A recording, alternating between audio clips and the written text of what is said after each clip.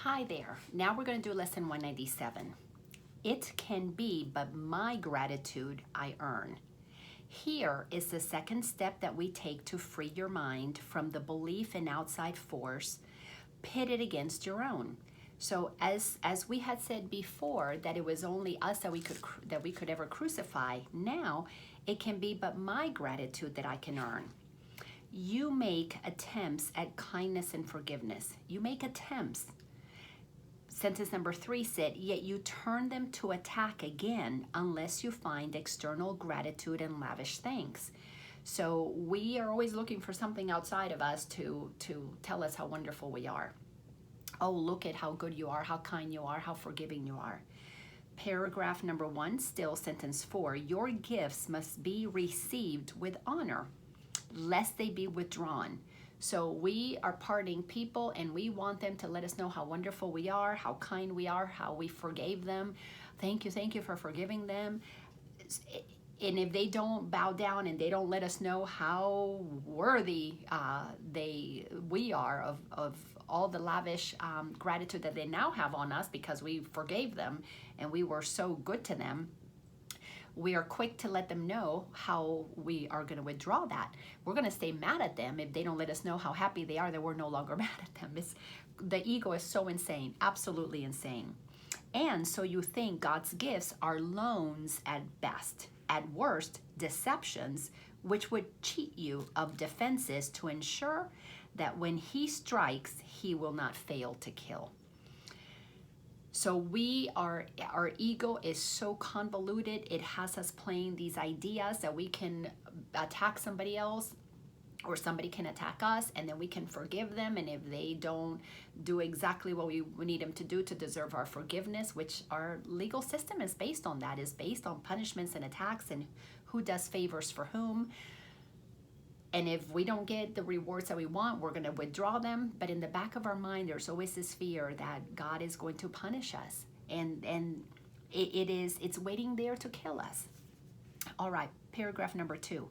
How easily are God and guilt confused by those who know not what their thoughts can do.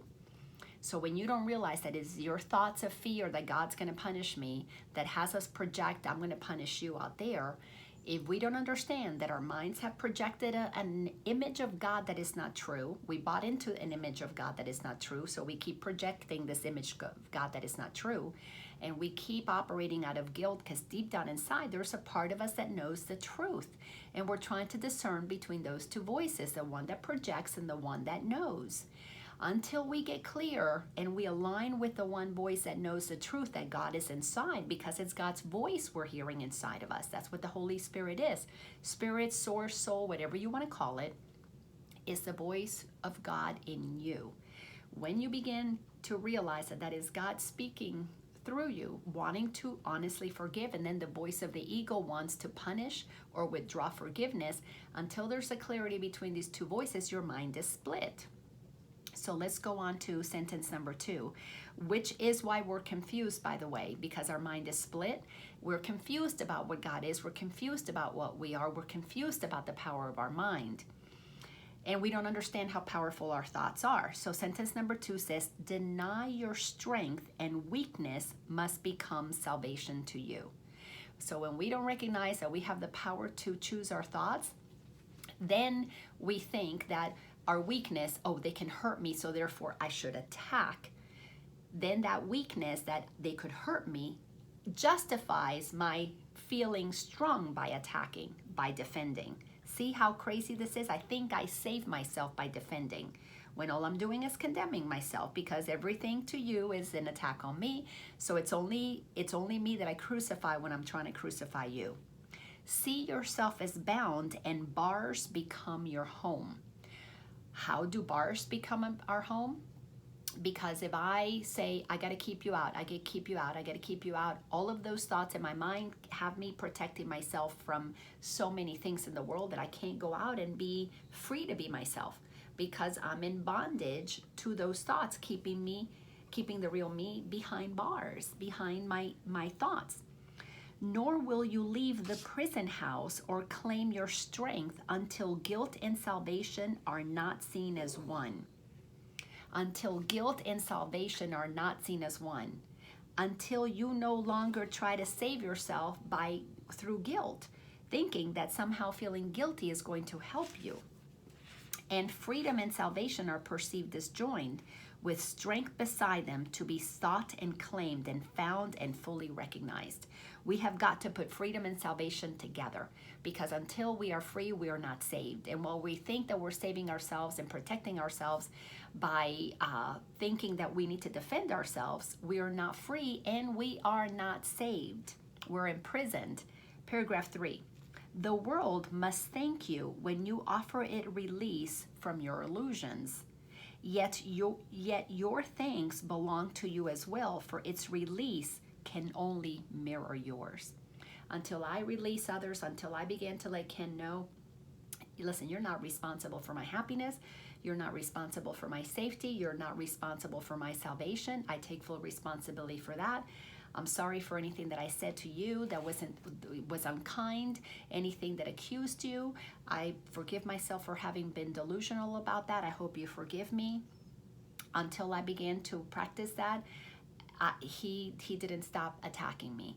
Once I began to stop attacking him with my delusional thoughts and I asked for forgiveness, his attacking slowed down. It definitely slowed down, and I could tell that his attacking was slowing down at the pace that mine was slowing down, and eventually there was just no interest in one another because we weren't engaged in choosing only love. We weren't building the relationship. We were just removing attachments that had created the separation in the relationship, and there was just not a desire to come back together. That was just the part. That's the way that script was written.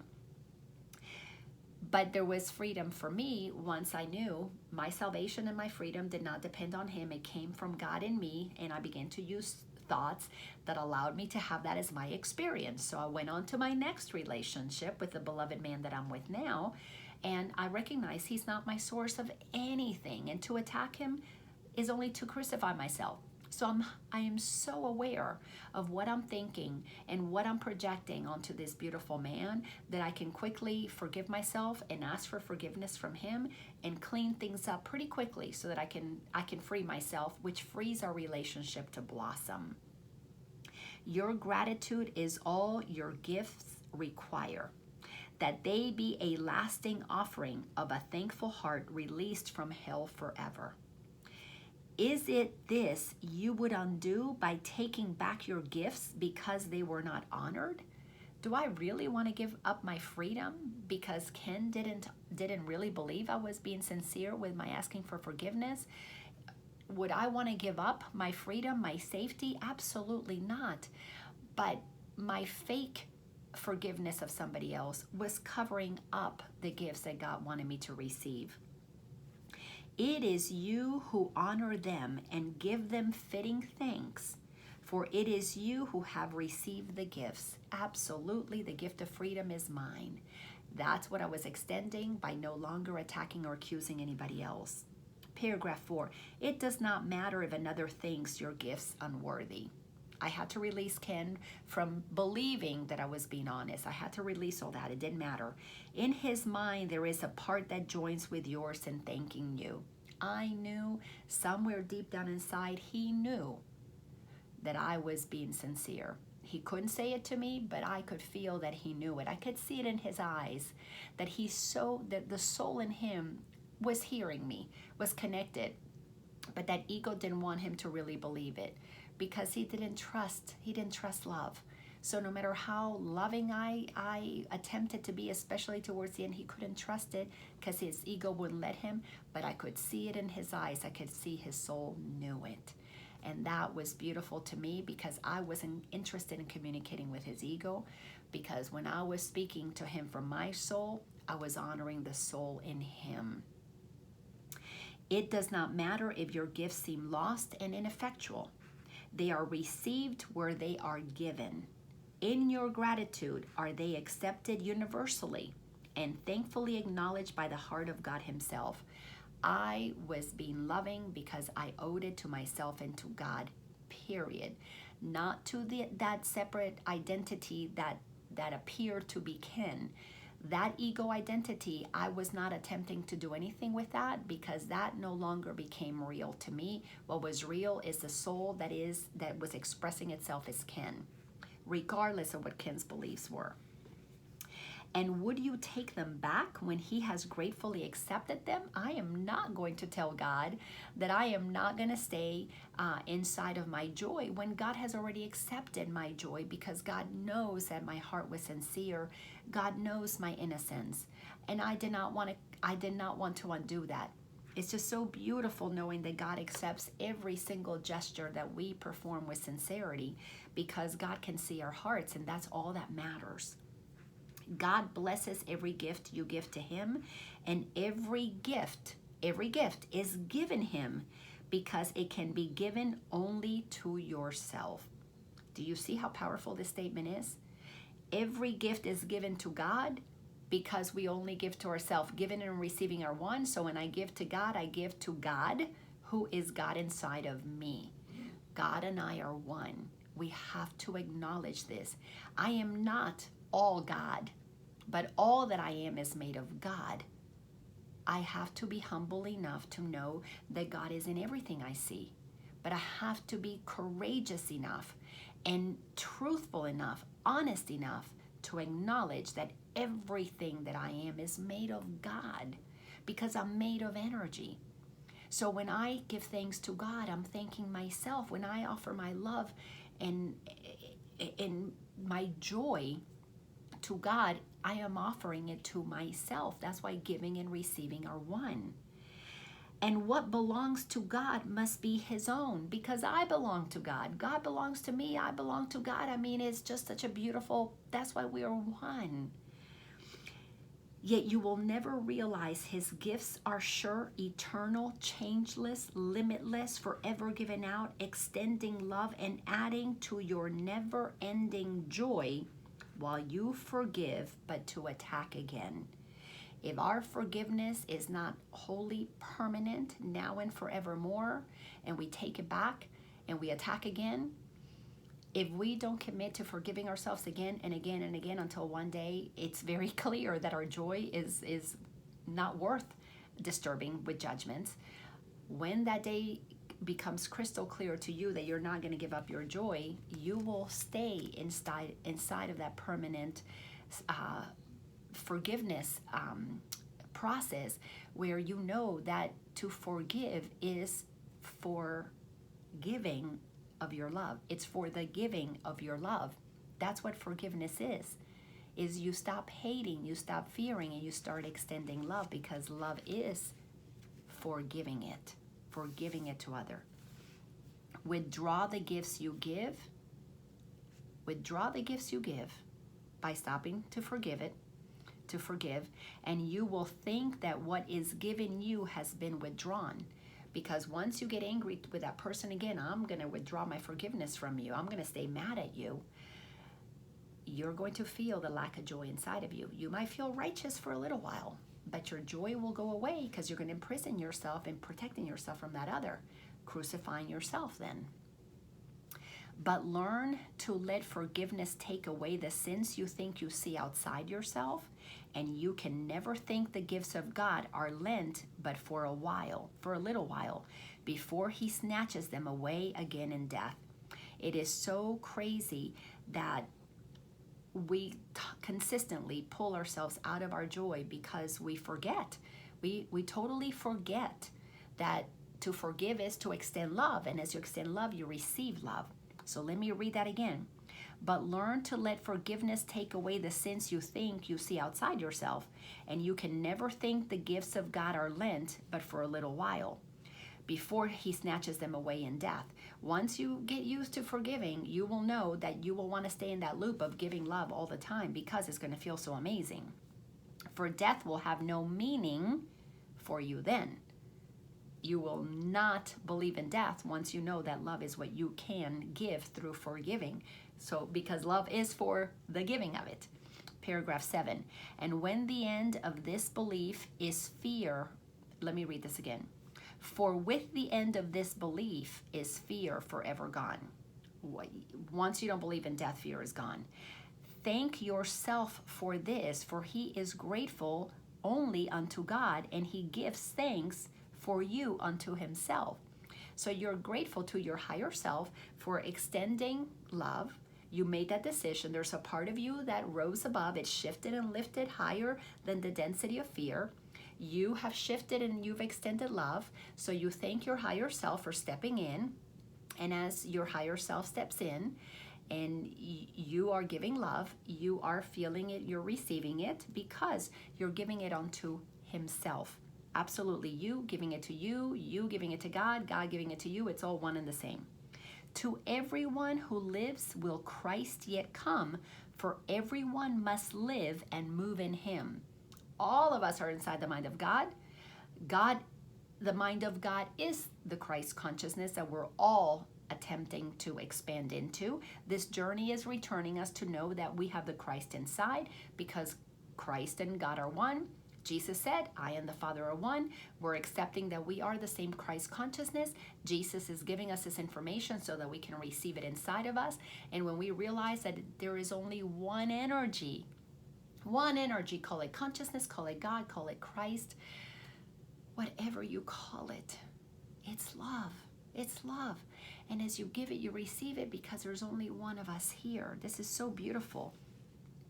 In paragraph 7, sentence 4, his being in his Father is secure because their will is one.